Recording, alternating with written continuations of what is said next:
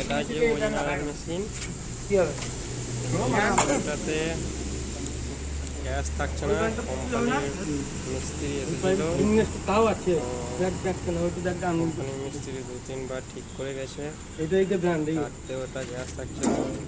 তো আমরা চেক করে যেটা দেখছি কন্ডেন্সার লিকেজ আছে, আউট কন্ডেন্সার চেঞ্জ করে মিলবে না মনে হয়, তারপর সেটাকে সব খুলে নিয়েছিলাম। তারপর খুলে কন্ডেন্সার ফিটিং করে, তারপর পিসিবি ফিটিং করে, বডি কেবিনে ফিটিং করা হচ্ছে।